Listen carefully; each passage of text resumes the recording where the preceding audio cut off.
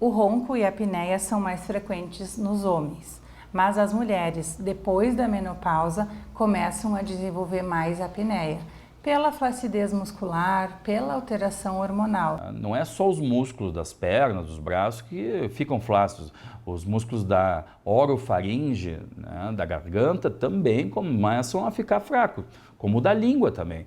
Então, na verdade, essa flacidez vai levando a um colapsamento maior da via respiratória e, por consequência, ronco e apneia. É uma doença nova, mas que agora os médicos estão começando a se dar conta de que tem que ser feito o diagnóstico, a triagem e o tratamento. No Brasil, sabe-se que de cada 10 pessoas, 3 têm apneia do sono.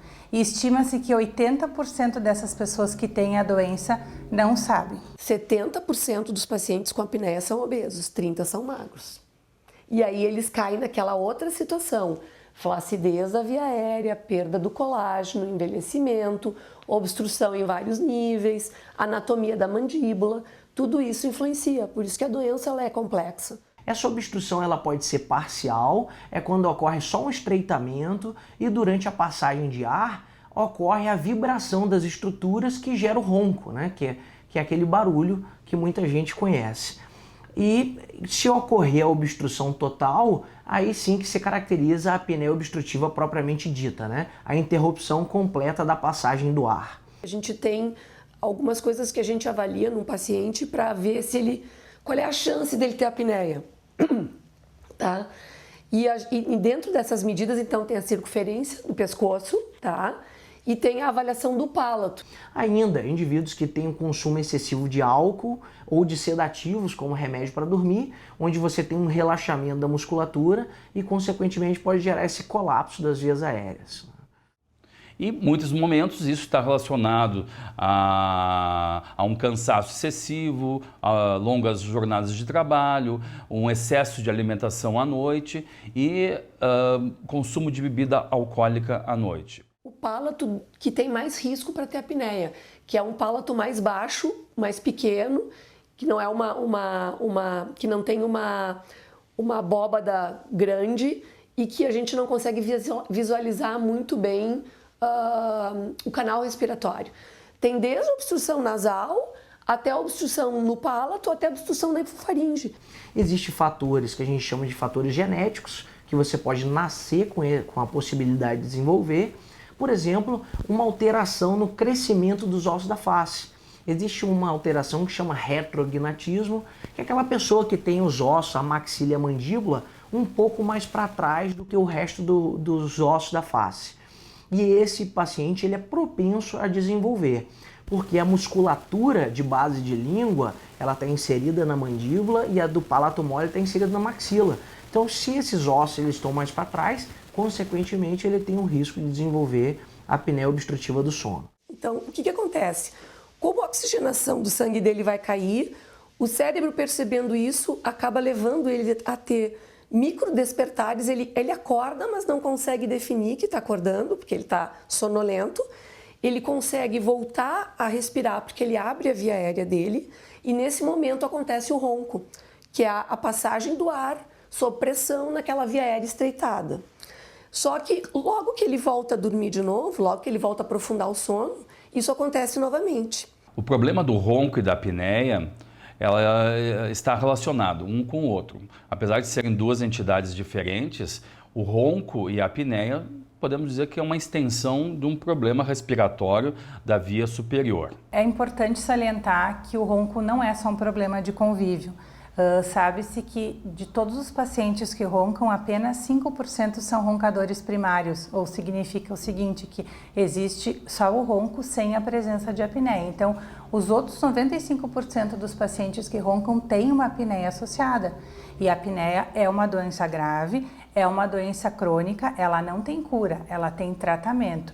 E ela é evolutiva porque com o passar dos anos, o índice de apneia vai piorar. Crianças têm ronco também, né? E pode ter apneia também. E a maior causa de ronco e apneia em crianças é a famosa adenoide, né? Que é um tipo de amígdala que fica na parte posterior do nariz. E isso tem graus. Tem pacientes que têm 5 apneias por hora, até 5 apneias por hora seria considerado normal, tá? Não é a doença. A doença ela tem graus, ela pode ser leve, quando o paciente desenvolve de 5 a 15 apneias por hora, moderada de 15 a 30 apneias por hora e acima de 30 apneias por hora seria um grau severo de doença. E o sono, ele pode ser dividido em 4 estágios. Os 2 estágios iniciais, ele é aquele sono leve, dependendo do estímulo externo, a gente pode despertar, por exemplo, com um barulho dentro de casa, um cachorro latindo, e à medida que vai avançando os estágios, a gente vai alcançando aquele sono mais profundo. E nesse sono mais profundo é que a gente que a gente recarrega as energias, né? É onde realmente nos recuperamos. Só que o indivíduo com a apneia do sono, ele não alcança esse sono reparador, que à medida que ele vai relaxando, ele para de respirar e ele desperta. Então você imagina um indivíduo que ele desperta 60 vezes numa noite, por exemplo, que é o caso de um paciente apneico grave. Ele a cada 1 minuto praticamente ele desperta e ele não consegue alcançar esse sono reparador. É importante saber quantas apneias tu teve na noite. E se essas apneias foram apneias profundas, apneias que podem às vezes demorar 30 segundos, para de respirar, simplesmente fica 30 segundos sem respirar até que baixa o oxigênio, aumenta o gás carbônico do organismo e tu semi-acorda. Às vezes tu até acorda, mas tu não lembra, mas tu semi-acorda e geralmente tu te mexe para um outro lado, tu faz uma movimentação, mas nesse momento tu deixou de dormir profundamente e tu começa a fazer o quê? Esse sobe e desce do acordar e dormir, acordar e dormir. Isso começa a gerar a privação do sono. Normalmente os familiares são as pessoas que avisam que a apneia está presente.